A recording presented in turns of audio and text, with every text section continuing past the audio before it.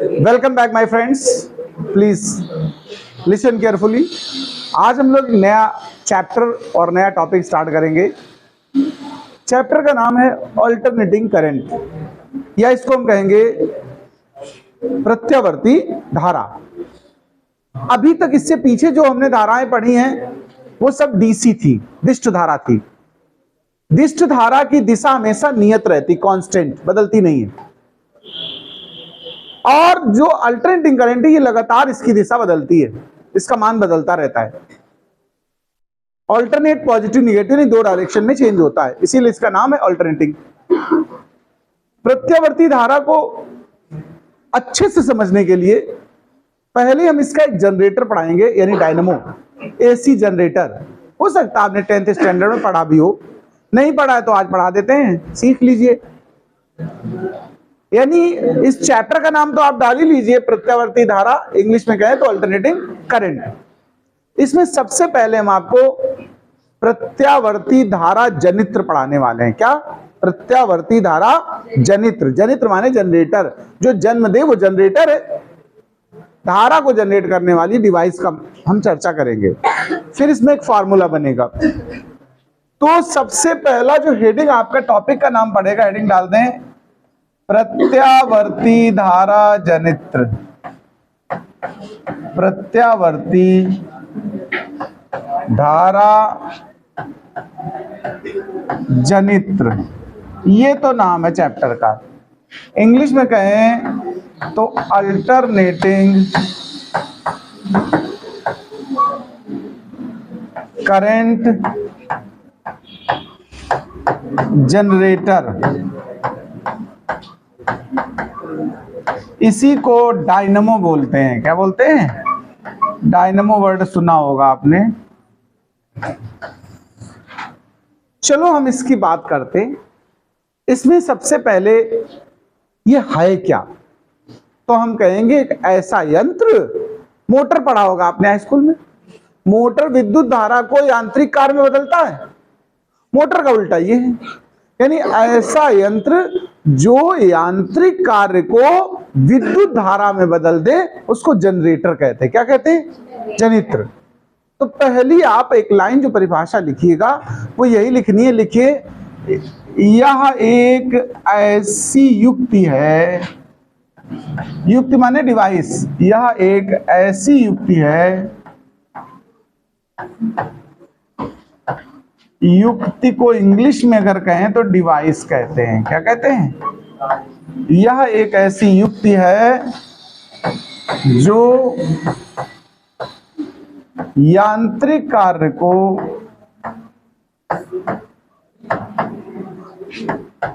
विद्युत धारा में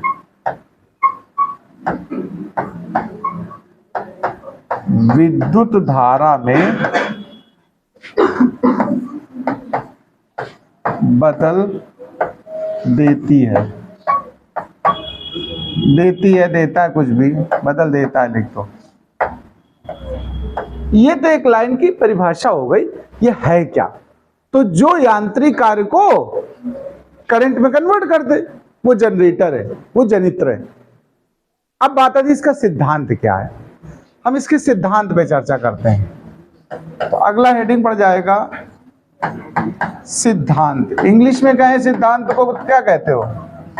प्रिंसिपल। ये स्पेलिंग है प्रिंसिपल वाली, PLE। देखो, एसी जनरेटर का जो प्रिंसिपल है, सिद्धांत है, एक्चुअल में पीछे हमने आपको इलेक्ट्रोमैग्नेटिक इंडक्शन पढ़ाया है, नहीं पढ़ाया?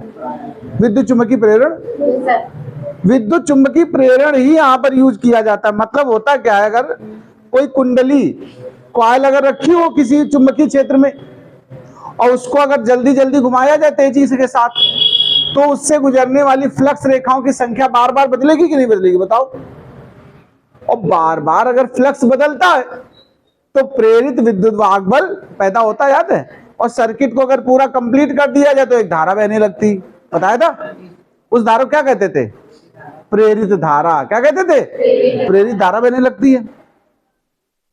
वही प्रेरित धारा यहां पर पढ़ने वाले हैं। अल्टरनेटिंग करंट को हम ऐसे समझ सकते हैं, देखो, जैसे मैंने कहा ये कोई कुंडली है, मान लो, समझ आना है, चौकोर है, देखो ये कॉइल है, ये तांबे के तार से बनाई गई फ्रेम के ऊपर मान लो कुंडली है, और यहां से ये वैद्युत वो चुंबकीय रेखाएं इसको आर पार कर रही हैं ऐसे। तो जब ये वाला फेस इसको सामना कर रहा है देखो, तो सबसे ज्यादा रेखाएं इससे गुजरेंगी कि नहीं गुजरेंगी बताओ। और जब ये घूमेगी ऐसे देखो, इस तरफ ऐसे देखो, तो इसका मान उधर को चलता चला जाएगा, यानी ये मान घटने लगेगा। पतली कुंडली ले ली, ज्यादा मोटी है ऐसे समझ नहीं पाओगे, मैं इससे समझा देता हूँ अखबार से। ये एकदम पतला, ये फेस पहले इसको कर रहा है, इसमें अधिकतम चुंबकीय बल रेखाएं इसको पार कर रही हैं, लेकिन जब ये घूमता जाएगा तो उन रेखाओं की संख्या, इससे गुजरने वाली रेखाओं की संख्या थोड़ी सी कम होती जाएगी, और जब इस सामने आएगा तो 0 रेखाएं गुजरेंगी इसको पार करके, क्योंकि क्षेत्रफल उधर हो गया और रेखाएं ऐसी हैं आमने सामने, तो इसको पार करने वाली रेखाएं खत्म, 0। फिर इसके बाद जब ये पलटेगी तो दिशा पलट के पार करेंगी, पहले इस तरफ से पार कर रही थी, अब इस वाले सिरे से पार करेंगी, अब फिर अधिकतम पार करेंगे लेकिन दूसरी दिशा से, विपरीत दिशा में, दिशा पलट गई, लेकिन घूमने के बाद फिर 0 और फिर वापस वही दिशा आ गई। अल्टरनेट देखो, एक बार ये फेस इसको सामना करेगा और एक बार ये फेस करेगा, एक बार इस फेस के बाद 0 आएगा, एक बार इस फेस के बाद 0 आएगा, आएगा कि नहीं बताओ। यही धारा बार बार, एक बार एक दिशा में बड़ी होती है फिर 0 हो जाती है, फिर दूसरी दिशा में बड़ी होती है फिर 0 हो जाती है। यानी अगर हम ग्राफ से इस चीज को समझाएं तो कुछ इस तरीके से देखो, पहले धारा का मान बढ़ेगा धीरे धीरे, बढ़ते बढ़ते एक शिखर मान को प्राप्त करेगा, फिर घटना शुरू होगा, घटते घटते 0 हो जाएगा। देखो एक फेस था ये वाला, तो अधिकतम थी, फिर घटते घटते 0 हो गई, फिर दूसरी तरफ बढ़ना शुरू करेगी, देखो बढ़ते बढ़ते मैक्सिमम होगी और फिर घटना शुरू हो जाएगी, जैसे जैसे घूमता रहेगा ऐसे। प्रत्यावर्ती धारा कुछ इस तरीके से ग्राफ द्वारा दर्शाई जाती है। देखो पहले धारा बढ़ती गई शिखर मान हो गया, यानी जब एकदम फेस सामने आ गया, फिर ये दूसरी तरफ जाने के लिए फिर घटती गई, फिर 0 हो गई, तो यानी ऐसे खड़ी है कुंडली, फिर ऐसे पलटना शुरू हो गई, तो फिर मान दूसरी दिशा में बढ़ता गया, फिर मैक्सिमम हो गया, फिर धीरे धीरे कम हुआ, फिर 0 हो गया, फिर अब पलट के वही दिशा वापस आ जाएगी। देखो ऐसे ऐसे। और ये ग्राफ किसका होता है, किसी को याद है? साइन और कॉस के ग्राफ यही तो होते हैं, कभी पढ़े हो अगर ग्राफ बनाए हो त्रिकोणमिति में, साइन और कॉस के ग्राफ होते हैं, तो ये साइन ग्राफ है। तो चलिए मैं इसका सिद्धांत बताने वाला हूं। तो सिद्धांत ये कहता है कि अगर कोई कुंडली किसी चुंबकीय क्षेत्र में रखी हो और उसे तीव्रता के साथ घुमाया जाए, तो उससे गुजरने वाला चुंबकीय फ्लक्स बदलता है बार बार, जिस वजह से प्रेरित विद्युत वाहक बल और प्रेरित धारा उत्पन्न होती है। इतना सिद्धांत है। तो लिखिए जरा सिद्धांत में, जब कोई कुंडली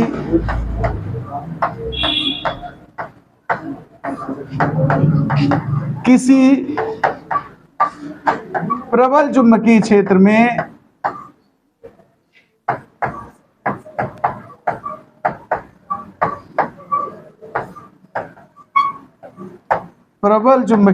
में तीव्रता के साथ, यानी तेजी से, तीव्रता के साथ घुमाई जाती है, तीव्रता के साथ घुमाई जाती है, तो उससे गुजरने वाला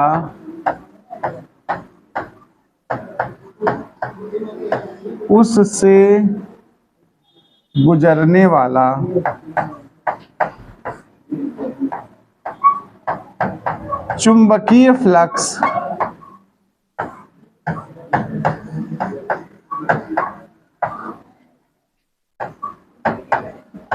बदलने लगता है या बदलता है, जिस कारण से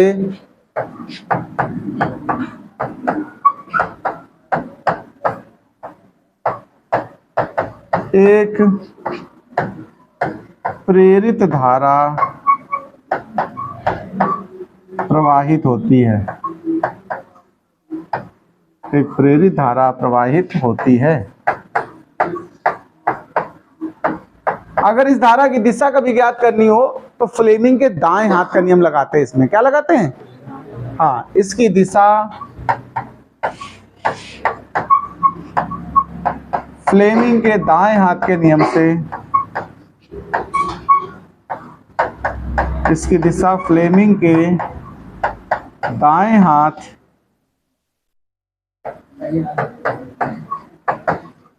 के नियम की सहायता से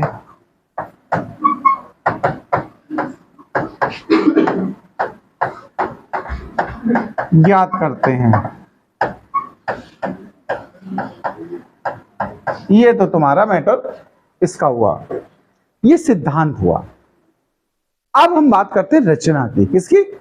रचना। भाई देखो, रचना जानते हैं, रचना को इंग्लिश में कंस्ट्रक्शन कहते हैं। हेडिंग पड़ेगी रचना, यानी कि कंस्ट्रक्शन। सुनिए और समझिए इसको जरा।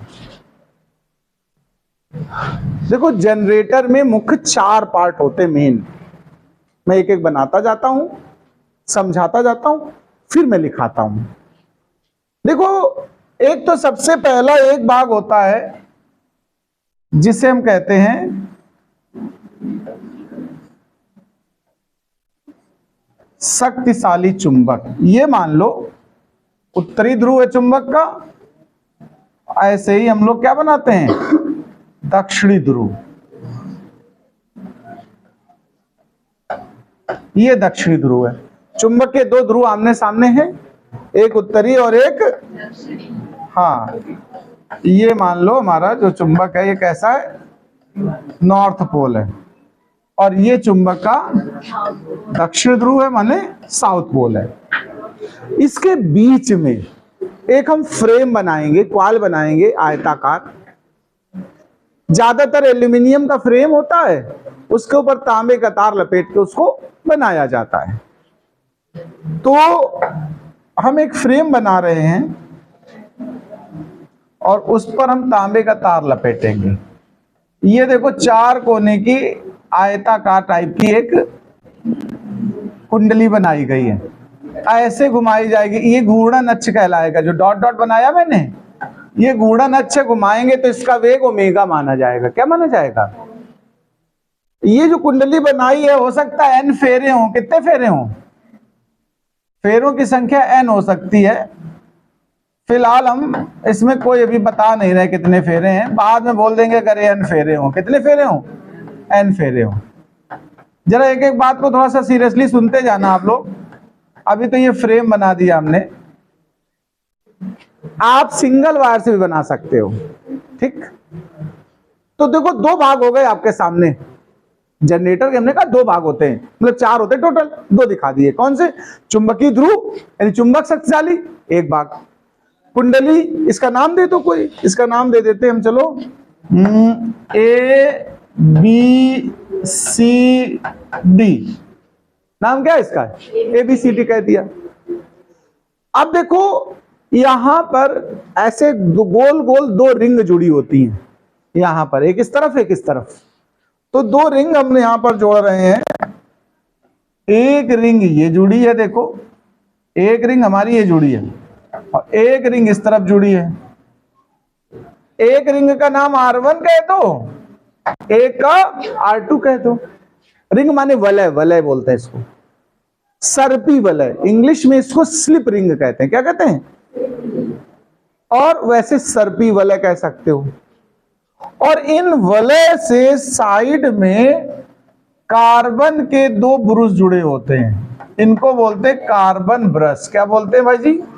Carbon brush. एक को C1 और एक को, आप जरा मैटर को आगे देखो, यहां परिपथ जुड़ा होगा, जैसे बल्ब पंखा जो चलाना हो, मतलब बिजली का सामान। बिजली बनने वाली है, अब उस बिजली क्या करोगे?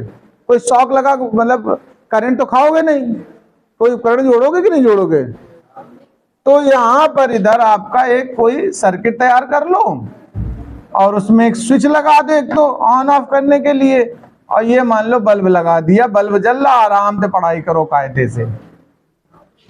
रचना कंप्लीट हो गई। यही बातें यहां लिखनी है। तो आपको चित्र तो बनाना ही है, खैर फिर लिखना भी है। तो पहली लाइन तो इसमें लिखेंगे कि विद्युत जनित्र में, ये क्या पढ़ाया हम लोगों ने? विद्युत जनित्र। जनित्र को इंग्लिश में जनरेटर। शादी आदि में नहीं आता है, कहीं लाइट चली जाए तो भैया का दिक्कत होगी तो जनरेटर चला देंगे। तो विद्युत जनित्र में मुख्यतः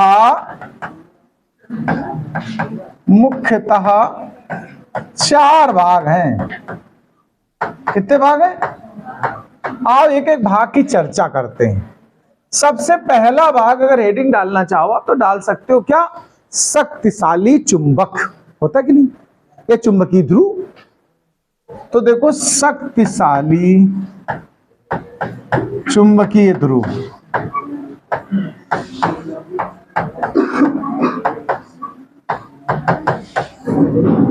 इसमें हम कहेंगे उत्तरी ध्रुव दक्षिणी ध्रुव से मिलाकर के एक शक्तिशाली चुंबकीय निकाय तैयार किया जाता है, जिसके अंदर हम उस कुंडली को रखते हैं जिसे घुमा करके हमें धारा उत्पन्न करनी है।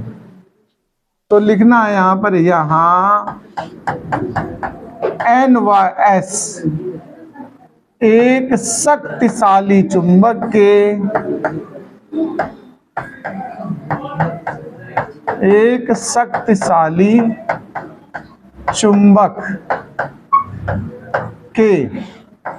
उत्तरी व दक्षिणी ध्रुव हैं। कैसे ध्रुव है भाई जी? उत्तरी व दक्षिणी ध्रुव है। एक तो बात ये हो गई शक्तिशाली चुंबक के। इन्हीं के मध्य कुंडली ABCD को रखते हैं। इन्हीं के मध्य कुंडली रखी जाती है।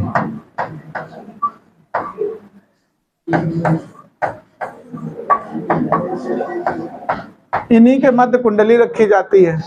तो एक बात तो तुम्हारी ये हो गई पहले तो। अब हम दूसरे पॉइंट पे आते हैं। ये जो कुंडली है, ABCD नाम दिया है, इसको अगर हम थोड़ा पूरा नाम बोले तो आर्मेचर कुंडली कहते हैं। क्या कहते हैं? आर्मेचर कुंडली। तो दूसरा नाम डालें आर्मेचर कुंडली।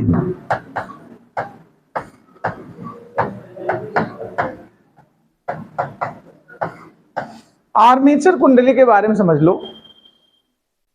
एक एल्यूमिनियम के फ्रेम पर तांबे के तार को लपेटकर बनाई गई कुंडली ABCD होती है। इसे हम चुंबकीय ध्रुवों के मध्य रखते हैं और इसी को हम लोग टरबाइन आदि की सहायता से घुमाते हैं। ये घूमेगी। तो इसके अंदर लिखो, यह एल्यूमिनियम के फ्रेम पर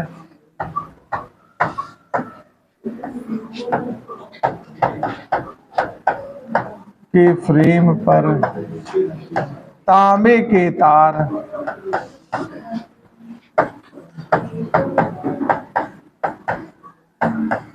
को लपेट कर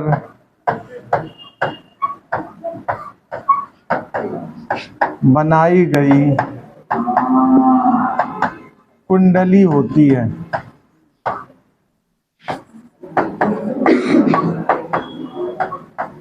इसे ही चुंबकीय क्षेत्र में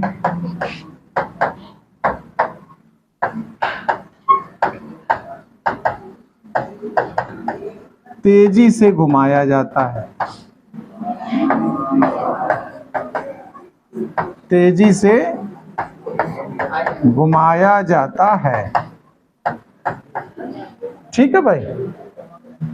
अब तीसरा हिस्सा आ गया वलय, सर्पी वलय, स्लिप रिंग। तीसरा हिस्सा है सर्पी वलय।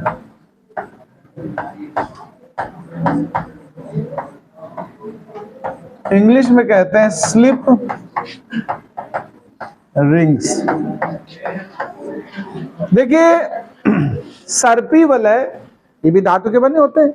ये कुंडली और कार्बन ब्रुश के बीच में जुड़े रहते हैं।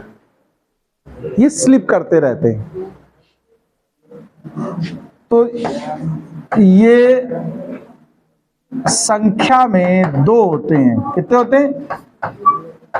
संख्या में 2 वलय होते हैं जिन्हें R1 व R2 कहते हैं। इनका संबंध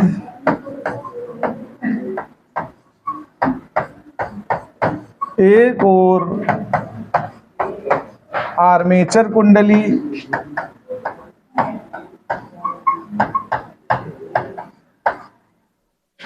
से, जबकि दूसरी ओर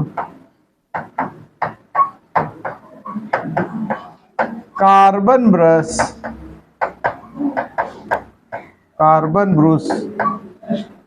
B1 व B2, क्या लिखा था मैंने, XY, कार्बन ब्रश को हमने C1 C2 लिखा। अच्छा, कार्बन ब्रश C1 व C2 से रहता है। अब देखो लास्ट चौथा पार्ट, कार्बन ब्रश क्या होता है चौथा में, कार्बन ब्रश, ये ना बनाओ यार, कार्बन ब्रश। देखिए कार्बन से बने होते हैं, दो होते हैं, C1 और C2। ये परिपथ और स्लिप रिंग के बीच में जुड़े होते हैं। परिपथ माने जहां धारा हम भेज रहे हैं।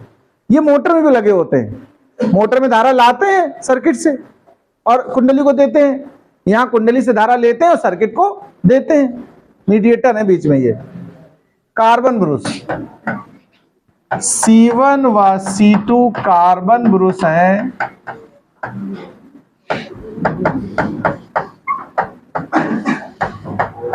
जो परिपथ व सर्पी वलय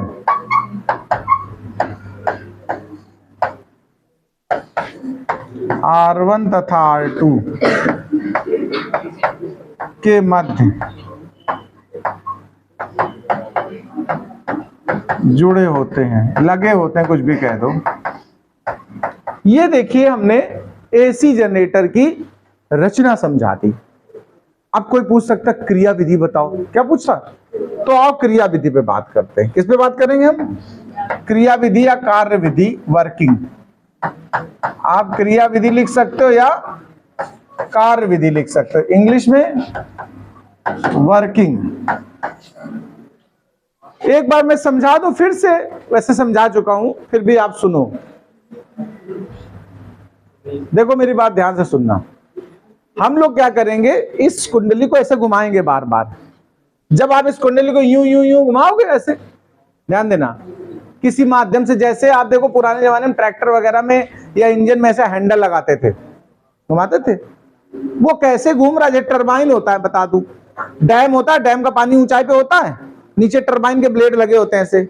जब पानी गिरता है ब्लेड पे तो यूं घूमा, फिर दूसरा ब्लेड आ गया, उस पर गिरा पानी, तो बार बार टरबाइन ऐसे घूमता रहता कि नहीं, बताओ।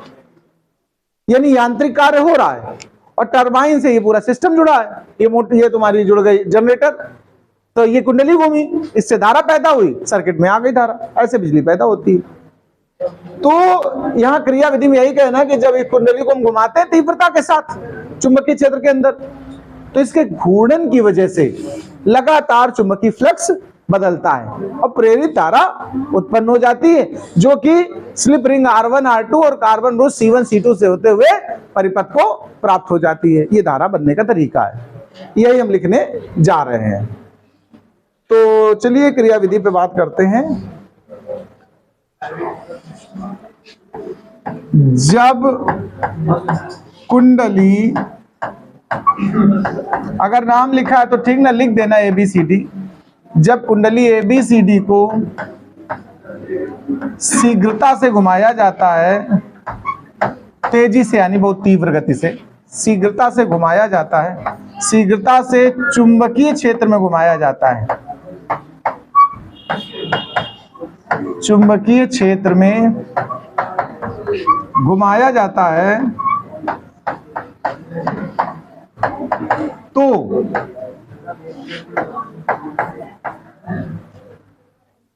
तीव्रता से जब चुंबकीय घुमाया जाता है तो इससे गुजरने वाला चुंबकीय फ्लक्स भी उतनी तेजी से बदलता है। तो इससे गुजरने वाला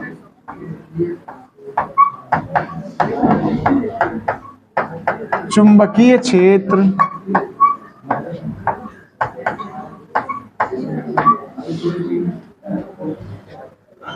लगातार बदलता है।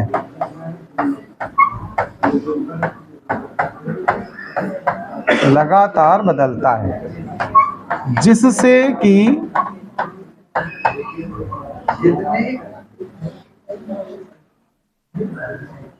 प्रेरित धारा उत्पन्न होती है।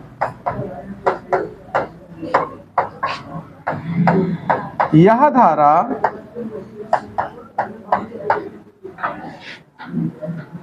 सर्पी वलय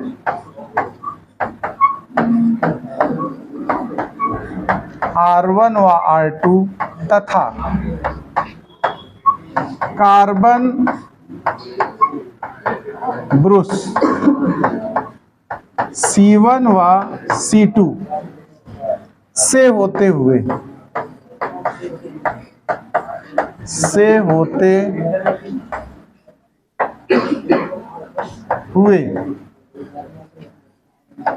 परिपथ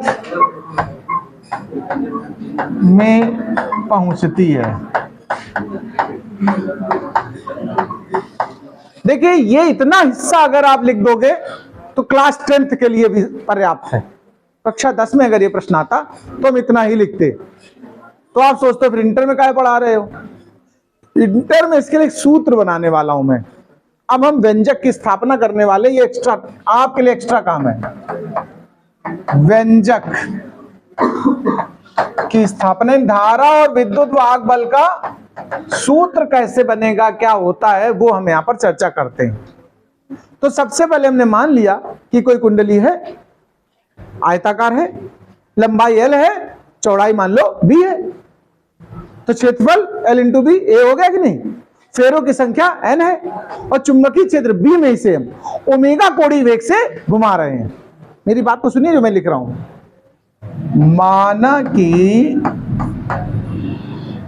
माना कि कुंडली ABCD की लंबाई L व चौड़ाई B है। इसका क्षेत्रफल कितना होगा बच्चा लोग बताओ? A बराबर L इंटू B तथा फेरों की संख्या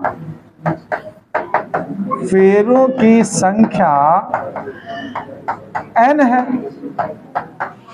इसे चुंबकीय क्षेत्र B में,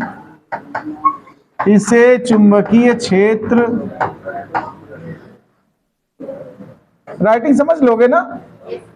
चुंबकीय क्षेत्र B में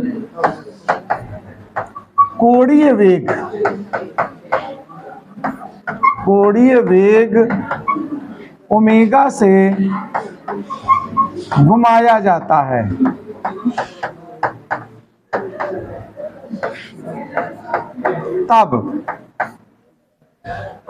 अब हम निकालने वाले हैं प्रेरित विद्युत वाहक बल का मान, जो फैराडे ने फर्स्ट ईयर में बताया था।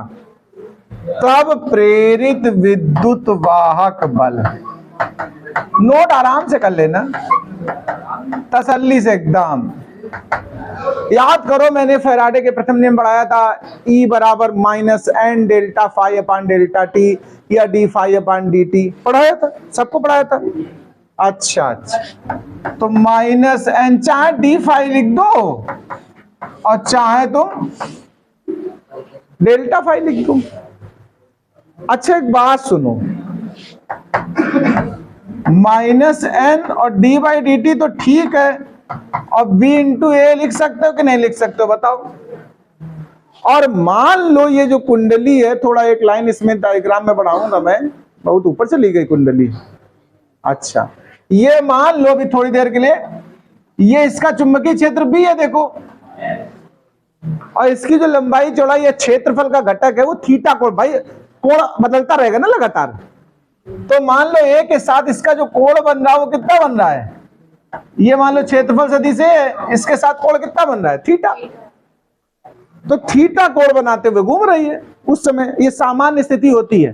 कोण 180 रख दोगे, 0 रख दोगे, 90, ये विशेष स्थितियां हैं, तो हम थीटा कोण मान लेंगे। क्या मान लेंगे? तो देखो -ND बाई, एक बात है नहीं भाई, बात अगर करोगे तो मजा खराब हो जाएगी। ये कोई फिजिक्स कोई मतलब ऐसा थोड़ा कि बातचीत से सुलझ जाएगी, कोई राजनीति है का, ये झगड़ा फसाद है, सुनने से आएगी बात।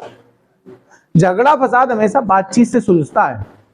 अगर दो लोग का झगड़ा हुआ हो, हमेशा निपटारा कैसे हुआ, गुस्से गुस्से में लोगों ने मारपीट तो कर ली, लेकिन आखिरी में समझौता करना पड़ा कि नहीं? कोर्ट में होगा तो भी समझौता होगा, जाकर आखिरी में कुछ फैसला आएगा। देखो ये गंदी बात कर रहे हो तुम, ऐसी शिक्षा ना दिया करो किसी को, ठीक है? हमेशा ध्यान रखो, जहां झगड़ा होने वाला हो समझाने की कोशिश करो और मामला बढ़ने ना दो। मान लो ये सब यही जान ले, मान लो तो दोनों लोग मान लो, फिर तो सुनो। अच्छा B डॉट A अगर हम लोग ओपन करेंगे तो BA cos थीटा होगा। मेरी बात को अच्छा सुन लो, चलो ठीक है तुम मार लेना, हटाओ जो करना हो कर लेना, बस। अब सुनो, ये जो थीटा होता, ध्यान रखो, ये ओमेगा टी होता कि नहीं होता, बताओ? पता कहां से आता है? अरे ओमेगा कोणीय वेग है, ओमेगा का सूत्र थीटा बटे टी नहीं होता है, कोण बटे समय। तो ओमेगा टी लिख सकते हो थीटा को कि नहीं लिख सकते हो? तो एक जब तक डेरिवेशन समझोगे नहीं है तब तक आप घर में कर ही नहीं पाओगे। अब सुनो, थीटा को मैंने ओमेगा टी रख दिया यहां। अब देखो BA तो कांस्टेंट है, बाहर निकाल दो इनको। हमें कॉस का डिफरेंशियल करना है T के सापेक्ष। साइन का डिफरेंशियल कॉस होता है और कॉस का माइनस साइन क्या होता है? तो ये माइनस साइन ओमेगा टी, और साथ में ओमेगा भी तो गुणनफल में आता है, जब T मान के विस्थापन विधि प्रतिस्थापन विधि, ओमेगा और गुणा में आएगा। तो ये कुल मिला के ऐसे बना NB, अच्छा प्लस हो गया, देखो minus minus NBA omega sine omega T. नहीं समझ में आई बात क्या? अब सुनो, ये E का मान है विद्युत वाहक बल। अगर इसका शिखर मान जानना चाहे, अधिकतम मान, विद्युत वाहक बल का अधिकतम मान, देखो जरा, विद्युत वाहक बल का अधिकतम मान। अच्छा एक बात बताओ, इसका मान अधिकतम कब होगा? जब साइन का मान अधिकतम हो, और साइन का अधिकतम मान क्या होता है? +1। साइन 90 मतलब +1। तो अधिकतम मान के लिए साइन थीटा को +1 लिख दोगे कि नहीं लिख दोगे, बताओ? तो जो E का मान है वो अधिकतम मान होगा। अधिकतम मान को हम लोग यहाँ पर E की जगह E0 से दर्शा रहे हैं, कैसे? तो यहाँ E0 रख दिया, तो यहाँ साइन थीटा 1 हो गया, तो क्या बचा? NBA ओमेगा बचा। ये प्रेरित विद्युत वाहक बल का शिखर मान है। यहाँ E0 को क्या कहते हैं? यहाँ E0 जो है इसको हम बोलते हैं शिखर मान। क्या बोलते हैं? पीक वैल्यू, अधिकतम मान वही, ये शिखर मान है। अच्छा विद्युत वाहक बल E से दर्शाया मैंने, ऐसा कुछ जरूरी थोड़ा है, ये भी विभवांतर ही तो होता है एक तरह से। इसको V से दर्शा देते अगर, या हम ऐसे लिख दें, देखो इसको, इसी सूत्र को जो E से लिखा है तुमने, इसको अगर हम V से लिख दें, पहले तो E से लिख लो एक लाइन, बाद में V से लिखते हैं। देखो एक बात सुनना, इस जगह ध्यान देना, इस जगह E बराबर इतना सब कुछ है ना, और इतना सब कुछ क्या है? E0 अभी निकाला, तो E बराबर E0 साइन ओमेगा टी बना कि नहीं बना, बताओ? तो विद्युत वाहक बल का एक समीकरण बना कि नहीं बना? या इसी को हम V से भी दर्शा सकते हैं। तो V अगर दर्शाना हो तो V0 कह दोगे, बताओ भैया सब लोग बताओ। ये प्रेरित विद्युत वाहक बल था, लेकिन अब इसे हम प्रत्यावर्ती विद्युत वाहक बल कहेंगे। क्या कहेंगे? प्रत्यावर्ती विद्युत वाहक बल का समीकरण। इससे प्रत्यावर्ती धारा बनेगी। सुनिए, अगर यदि कुंडली का प्रतिरोध R हो, कितना हो?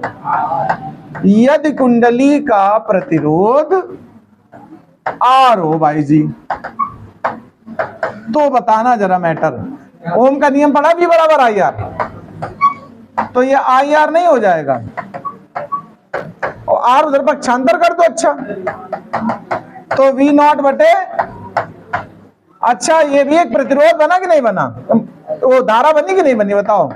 लेकिन इसे धारा को क्या कहोगे, आई नॉट, ये धारा का क्या बना, शिखर मान। इसे आई नॉट को क्या बोलेंगे, धारा का शिखर मान है। वो काहे का था, विभव का, ये धारा का शिखर मान है। यानी जो आई नॉट है वो धारा का शिखर मान है, और वी नॉट किसका था, विभव का, विद्युत वाहक बल का शिखर मान। तो ये जो दो समीकरण आए, v बराबर v naught sine omega t, I बराबर I naught sine omega t, ये वो उसके प्रत्यावर्ती धारा और प्रत्यावर्ती विभव के सूत्र आए। लेकिन कोई तुमसे पूछ दे इतना सब पढ़ने के बाद भी कि प्रत्यावर्ती धारा क्या होती, बताओ भाई, और भी कोई है, हमने तो पढ़ा तो था लेकिन हमें पता नहीं। तो सुनिए, हमने देखा भी साइन में समीकरण है ना, धारा या विभव का समीकरण किसमें बना है, साइन, और साइन का ग्राफ यही तो होता है, इसे शिखर मान कहते हैं। देखो ये टॉप वैल्यू, ये ऊपर शिखर मान और ये नीचे है, तो इसको माइनस आई नॉट कह देंगे। ये चीजें शिखर मान है। लेकिन आप यहां से जरा ग्राफ से समझना बात को, ये धारा धीरे धीरे बढ़ी कि नहीं बढ़ी बताओ, एक निश्चित मान तक पहुंची, फिर घटी धीरे धीरे, और फिर जीरो पे आई, फिर और दूसरी दिशा में बढ़ी, इसको कहेंगे दूसरी दिशा में बढ़ी, माइनस दिशा में, और फिर एक शिखर मान प्राप्त किया। यानी प्रत्यावर्ती धारा एक ऐसी धारा है जिसका मान लगातार दो निश्चित मानों के बीच में बदलता रहता है। बोलो, दिशा भी बदलती रहती है और मान भी बदलता रहता, ऐसी धारा को। तो इसकी परिभाषा अब लिख रहा हूं मैं, प्रत्यावर्ती धारा होती क्या है। अगर तुमसे कोई एक लाइन में पूछ दे प्रत्यावर्ती धारा बताओ, प्रत्यावर्ती है, प्रत्यावर्ती धारा, तो इसकी परिभाषा सुन लो, ऐसी धारा जिसका मान दो निश्चित मानों के मध्य, दो निश्चित मानों के मध्य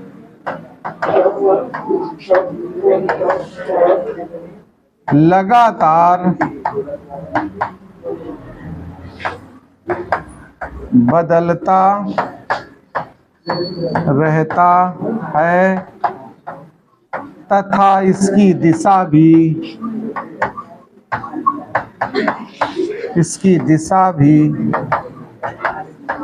बदलती